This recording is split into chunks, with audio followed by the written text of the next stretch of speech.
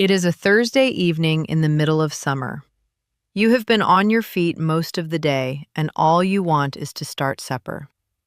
You turn on the kitchen light, and there they are again, a dark little line of ants coming out from under the baseboard, crossing the counter, heading straight for the dog food mat and the crumbs behind the toaster. You wipe them away with a paper towel. You know it will not matter. They will be back before you sit down. Now think about what you have already spent on this. The spray can under the sink was $8 or $9. You bought it in the spring. You have bought one every spring for as long as you can remember. Maybe you picked up a pack of those little plastic bait stations too, another $5 or $6. Maybe you are already turning it over in your mind, the pest control visit your neighbor mentioned, the one that runs somewhere around $250. And the ants are still there, marching in a line like the house belongs to them, because so far, nothing you have paid for has told them otherwise. There is a way to end this that costs about 13 cents. Not $13, 13 cents. It uses two things that are probably already in your house, or that you can pick up for less than the price of that spray can you keep replacing. It does not kill the ants on contact, and that right there is why it actually works. The old folks knew about it. Your grandmother may have known about it. The only reason you were never taught is that nobody makes a dime showing a family how to mix a few pennies worth of kitchen staples into something that collapses a whole colony. There is a great deal of money, though, in selling you a new can and a new bait pack, and eventually a service call, year after year after year. By the end of this video, you will know exactly what to mix, how much, where to put it, what to expect, what kinds of ants it handles, and what kinds it does not, and the honest math on 13 cents against $250. No tricks, no miracles. Just the plain old method the careful folks used, the real figures, and the truth about where it stops. I want to be straight with you before I go further. If you have been spraying that ant trail every time it shows up, and buying those little bait stations off the shelf, and the ants keep coming back, the problem is not that you need a stronger spray. The problem is that you have been fighting the wrong fight entirely. You have been killing the ants you can see. The colony you cannot see is untouched. There are hundreds, sometimes thousands of ants behind that wall, and the queen is still laying eggs, and every forager you spray gets replaced by the next shift. That is why the line keeps coming back. Now here's what I am going to show you. There is a slow, cheap, sweet bait you can make on your own kitchen counter for about 13 cents a batch. 13 cents, using two things most households already own. It does not kill the ants on contact. That is the whole point. It lets them carry the poison home, share it through the colony, and collapse the nest from the inside out. By the end of this video, you will know exactly how to mix it, where to place it, what kinds of ants it handles well, what kinds it does not, when to stop and call someone, and the honest math on what it costs you against what you have been spending. No miracles. Just the plain old method, the real figures, and an honest word about where it stops working. Now, I learned this in a kitchen where there was no money for buying the wrong thing twice. My mother kept a clean Kansas house on staples, not gadgets, and she had no patience for spending over and over on a problem that could be handled with a box already on the shelf. None. I am not here to sell anyone a miracle. I am here to show you the plain reason a thing works, the honest cost, and where it stops working, because that is the difference between thrift and foolishness. Before I show you what to do, you need to understand why this works, because the why is what tells you what to expect and what not to expect. And most folks skip the why and get the whole thing wrong. Ants are social feeders.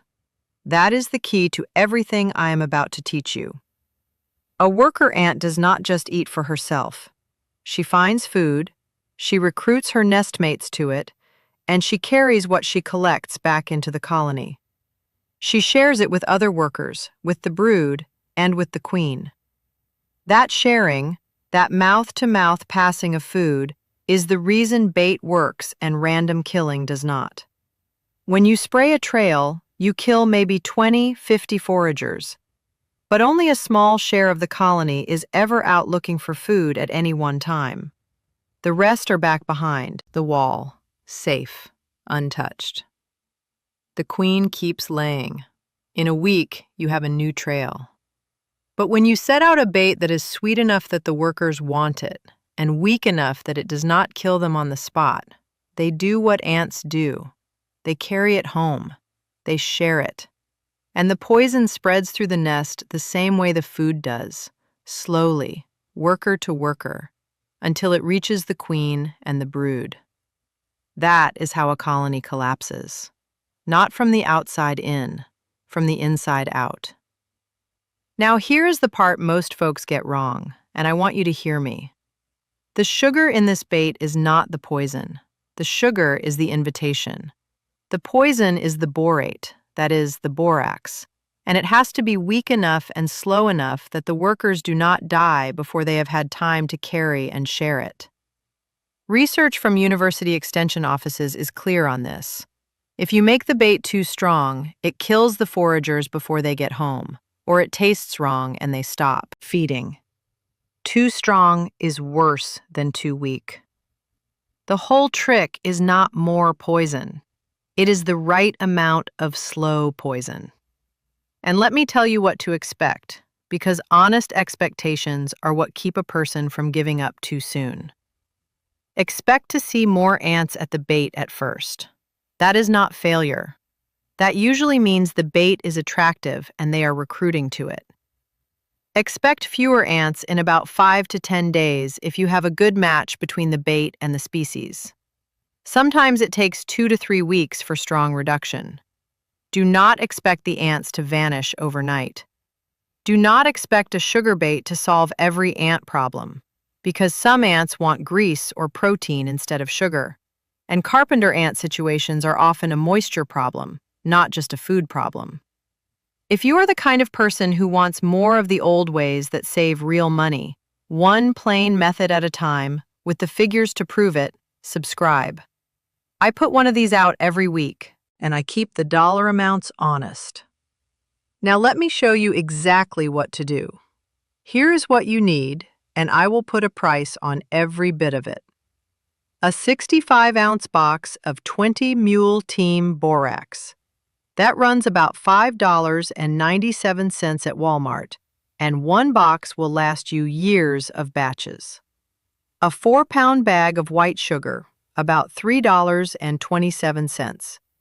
For holders, the cheapest move is to reuse jar lids, bottle caps, or any shallow plastic lid you already own. Cost, nothing. If you want something disposable underneath, an 85-square-foot roll of aluminum foil is about $4.89 at Target, and each little bait square costs you a fraction of a penny. If you want absorbent pads to soak the bait into, 100 jumbo cotton balls run about 96 cents at Walmart. Now let me say something plain about what not to do, because there is a lot of bad advice on this one. Do not scatter dry borax powder along the baseboards like fairy dust and expect colony control. That is not how this works. Do not spray the trail and then set out bait. The spray is a repellent, and it drives the ants away from the very food you want them to take home. Do not put open bait on a food preparation counter, and do not place it where it gets soaked by water, baked by sun, or reached by small children or pets. If you have young ones or animals in the house, enclosed or covered stations are the safer choice, and I will come back to that in the safety section. Do not use foggers or bug bombs. They scatter poison everywhere except where it needs to go, and they push ants deeper into the walls without killing the colony. Here is the recipe.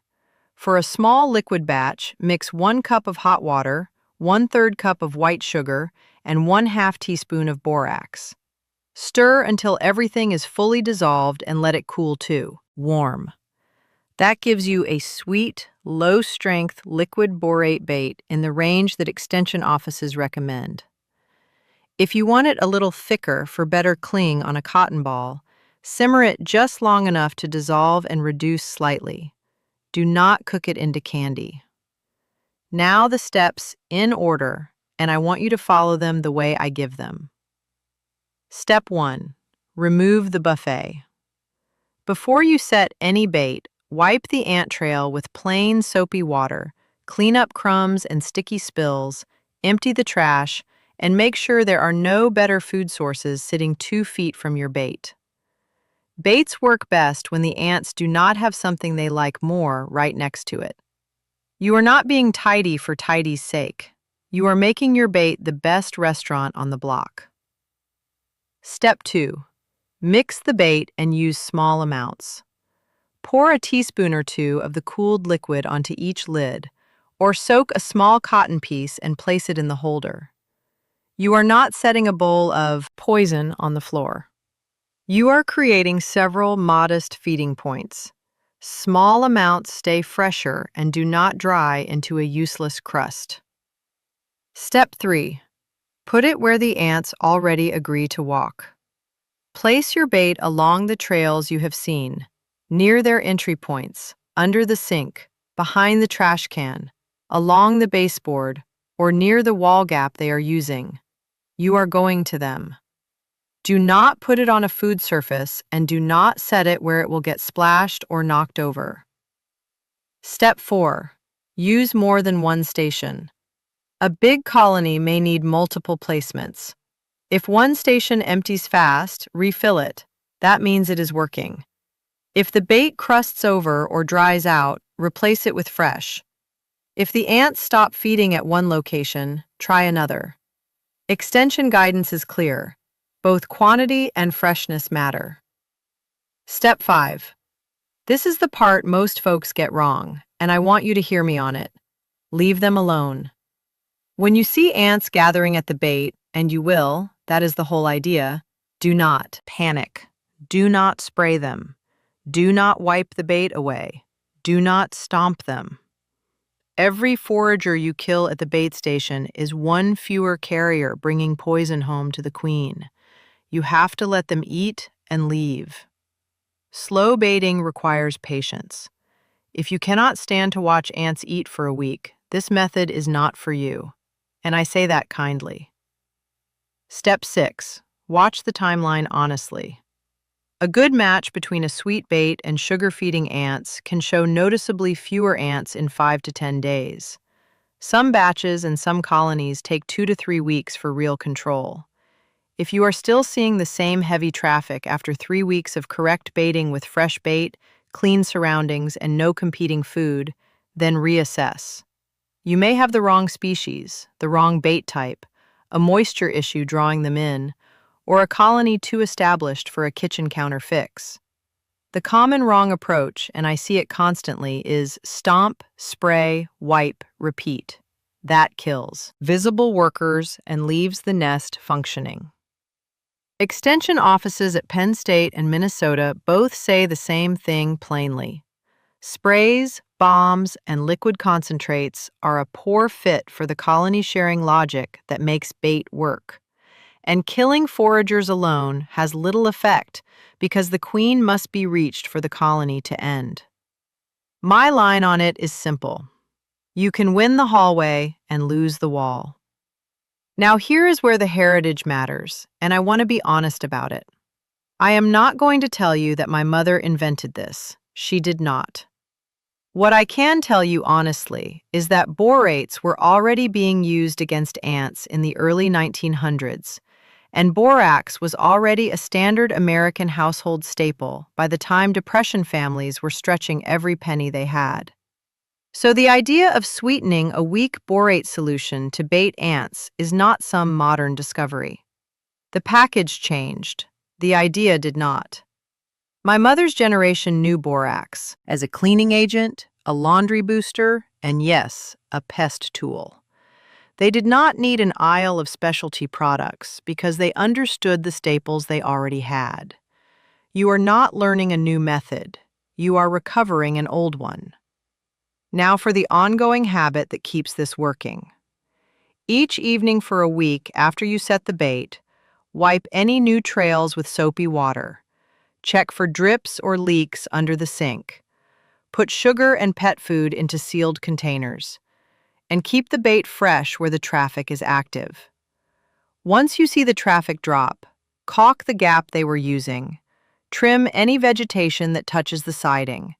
Ants use branches like a highway. And correct any moisture issue that was drawing them inside. Removing the food, the water, and the road is what keeps the next colony from moving in where the last one left. Now, I need to be honest about what this does and what it does not do, because that honesty is worth more to you than a miracle claim. This method is strong for sugar-feeding household ants, especially where you can see steady kitchen or baseboard foraging, and you can keep the bait accessible but protected. Argentine ants and other small sweet-feeding ants respond well to liquid borate baits. That is well supported. It is mild or conditional for pavement ants and some others whose preferences shift with the season. Some take sweets at one time of year and want grease or protein at another. If they ignore a fresh sweet bait, that does not prove baiting is wrong. It may mean the menu is wrong. You might need a protein-based bait for those, and that is a different recipe. It is poor or not enough by itself for tiny grease ants, large soil-nesting field ants, and some carpenter ant situations. Iowa State specifically says sugary baits are rarely effective against tiny grease ants, large black carpenter ants, or field ants. And carpenter ants often point to damp or damaged wood, so bait alone may not touch the real problem. Call a professional if you see large black ants plus sawdust-like material or frass. Call if you see repeated swarmers indoors. Call if you find obvious moisture-damaged wood. Call if you have ants year-round inside walls. Call if you see no meaningful decline after about 2 to 3 weeks of correct baiting and proper cleanup.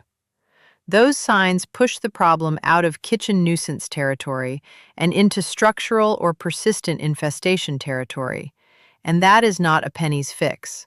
That is a professional's job, and I would rather you spend the money on the right help than waste it on the wrong method.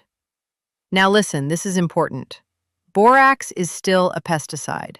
It is not candy. It is not harmless. Keep your bait out of reach of children and pets. Never place it on a food preparation surface. Wash your hands after mixing. Label the jar or container so nobody mistakes it for sugar water.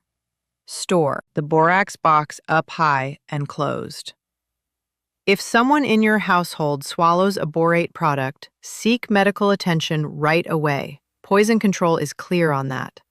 And if you have small children, curious pets, or a household where an open jar lid on the floor is not realistic, use enclosed bait stations instead. You can make a simple one from a small plastic container with holes cut in the sides, or you can buy a refillable one. Enclosed is always safer. Do not skip the safety for the sake of saving a few cents. That is not thrift. That is carelessness. Now I want to take a moment because here is where it all comes together. Look at what we have walked through. One method, a low-strength sweet borate bait that uses the ant's own food-sharing behavior against the colony. Strong for sugar-feeding household ants. Conditional for some others depending on the season. Not enough by itself for grease ants, field ants, or carpenter ants with a moisture problem. Safe when handled with care and kept away from children and pets. And the cost of one batch is about 13 cents. The honest math is plain. One batch of bait, a third of a cup of sugar, and half a teaspoon of borax costs roughly 13 cents in ingredients, with the holder either reused for free or cut from foil for a fraction of a penny. Even if you make a fresh batch every few days for 3 weeks while you dial in placement, you are still under $1 in materials. A six-pack of Taro liquid ant baits at Target runs $5.49. A professional ant treatment averages around $250, with baiting service alone often priced between $120 and $200. So the title of this video says the fix is free, and I will qualify that honestly. It is not literally zero. It is pennies per batch. But when you line pennies up against $5 bait packs bought season after season, or a $250 service call, the gap is real money, especially on a fixed income. There is no conspiracy in why you did not know this. It is plainer than that. There is money in selling a family a pre-filled bait station every spring and a service visit when that fails. There is not much money in teaching them that a little sugar, a little borax, a wiped trail, and some patience will often do the same job for pennies. So the simple old method sits quiet in extension office pamphlets and old kitchen knowledge, and most families pay $5 or $50 or $250 for what 13 cents would have done. That is not a scandal. It is a system nobody had to coordinate. 2 generations got a little more comfortable, stopped teaching their children the plain ways, and the knowledge quietly faded, until someone looked at the ant aisle and remembered that borax exists. You can be the one who never paid. This was never really about ants. It is about whether every small problem in your house sends you back to the store, or whether you know enough to handle it with what you already have. A home that depends on you and not the aisle is a home that costs less, month after month, and that difference, on a fixed income, on any income, is real dignity. The old folks who lived this way did not owe anyone. They did not panic at a line of ants. They mixed a little something, set it out, kept a clean kitchen, and waited. And it worked. Here is what I want you to do tonight after supper. Wipe the ant trail with soapy water. Clean up the competing food. Mix 1 small batch, 1 cup of hot water, a 1/3 cup of sugar, half a teaspoon of borax, and set 3 to 6 bait points where the ants are already traveling. This week, keep the bait fresh, watch which stations are actually feeding, and fix the food and water. Invitation under the sink, by the trash, and near the pet food. This month, once the traffic drops, seal the entry crack with caulk, trim back any branches touching the house, and correct any moisture that keeps inviting them in. Your total material cost for the season is under $2. Your saving against a service call is over $200. Now I have 2 questions and I read every single one of the answers. First, what do the ants go after in your house first? The sugar, the pet bowl, the sink, or the trash? And second, if your mother or your grandmother had an old kitchen pest trick that actually worked, the borax line, the bay leaves, the chalk, whatever it was, write it down below before it disappears with us. These little inherited methods get lost when nobody puts them on paper, and I do not want to see one more of them go. Next time, same principle, different problem. The cheap old way to erase the scent trail and stop the next invasion before it starts. Subscribe so you do not miss it. Until then, wipe the trail, set the bait, leave the ants alone to carry it home, keep your kitchen clean, and seal the crack when the job is done. That is how the careful old folks kept a clean home and a clear conscience on next to nothing. That is how it is still done in any home that remembers.